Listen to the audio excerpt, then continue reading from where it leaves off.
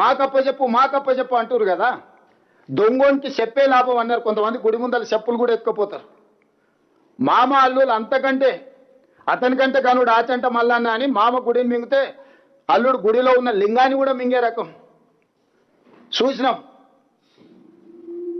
ఇవాళ 5 ఏళ్ళు మంత్రి ఉన్నాయనను సంవత్సరం మంత్రి ఇయ్యలే. సంవత్సరం మంత్రి ఇచ్చినా కూడా సాగునీటి పారుదల శాఖ ఇవ్వలే. నీ మామనే నిన్ను నమ్మలేదు.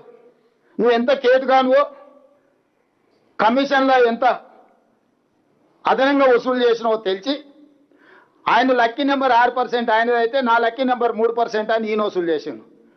బావకు 3 ఇస్తే మరి నాకు 1 అని ఉండాలి కానీ కొడుకు 1 వసూలు చేసిండు. మొత్తం కలిసి 10% ముక్కి బెక్కి బొక్కిన సంగతి నీ మామకి తెలిసే కదా నిన్ను దూరంగా పెట్టింది. సంవత్సరం నీకు మంత్రి ఇయ్యలేదు. ఆ తర్వాత ఇంకేదో ఇచ్చిండు.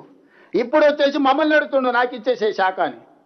ఎందుకంటే పాత కమిషన్లు కొన్ని రావాల్సినవి ఉన్నాయి, కాంట్రాక్టర్లు ఇవ్వలేదు. 3 నెలలు ఇస్తే అవన్నీ రాబట్టుకోవచ్చు, వాళ్ళని బ్లాక్మెయిల్ చేయొచ్చు. నిష్ణాతుడు బ్లాక్మెయిల్ 1,00,000 కూడా వదులుతలేడు. ఇక నేను చెప్పొద్దు కొంతమందికి ఫోన్లు చేసి ఏమడుగుతుండో. క్రషర్ వాళ్ళని కూడా వదులుతలేడు. లాస్ట్కి అరటి పండ్ల వాళ్ళని కూడా వసూలు చేసినట్టున్నాడు. అసోసియేషన్ పెట్టుకొని నాకేమైనా తెచ్చారు తెలంగాణ అరటి పండ్లు కూడా అమ్ముకుంటారని.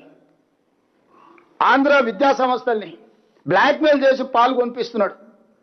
నేను ఆంధ్ర వాళ్ళకి నీళ్ళు వదులుతున్నాను. సిక్కు లేదు, ఆంధ్ర వాళ్ళ కాళ్ళ దగ్గర పాలు మోసి బతుకుతున్నావు. ఇంతకంటే నీచమైన జీవితం ఏమన్నా ఉంటుందా హరీష్ రావు?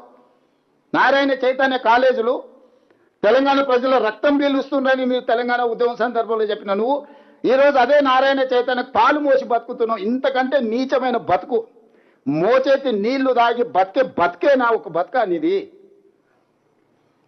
నువ్వు వచ్చి మమ్మల్ని మా మీద ఆరోపణలు